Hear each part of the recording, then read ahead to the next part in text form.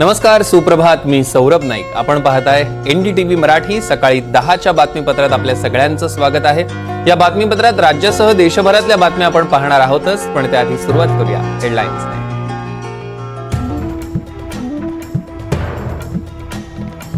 काँग्रेसच्या स्नेहभोजनाच्या कार्यक्रमाला विशाल पाटलांची हजेरी. सांगलीत काँग्रेसचा पाठिंबा कोणाला? कार्यक्रमानंतर चर्चांना उधाण.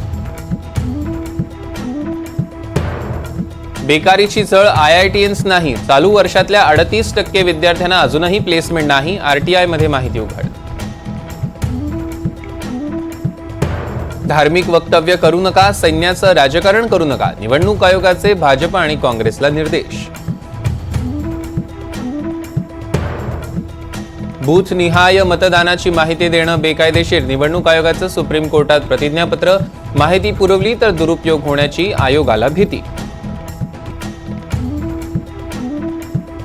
घाटकोपर होर्डिंग दुर्घटनेतील आरोपी भावेश भिंडेंवर 100हून अधिक वेळा कारवाई, तर भावेशवर बलात्कारासह 6 गुन्हे दाखल असल्याचीही पोलिसांची माहिती.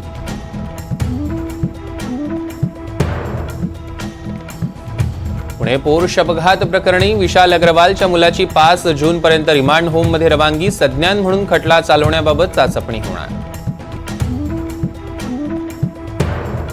उजनी धरणातल्या बोट अपघातातल्या 5 जणांचे मृतदेह सापडले. आणखी एकाचा शोध. NDRFचे शर्थीचे प्रयत्न. मुंबईकरांवर पाणी कपातीची टांगती तलवार. मुंबईला पाणी पुरवठा करणाऱ्या 7ही धरणात 10% पाणी साठा शिल्लक. उत्तर मध्य महाराष्ट्र आणि विदर्भातील जिल्ह्यांमध्ये उष्णतेची लाट येण्याची शक्यता. नाशिक, पुण्याला येलो अलर्ट, तर कोकणातील काही भागात दमट वातावरण राहणार.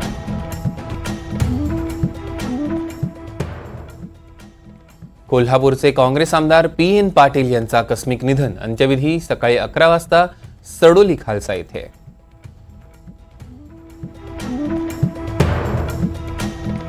मुंबई पुणे एक्सप्रेसवेवर आज दुपारी 12 ते 1च्या दरम्यान मेगा ब्लॉक. मुंबईच्या दिशेनं हलक्या आणि अवजड वाहनांची वाहतूक पूर्णतः बंद.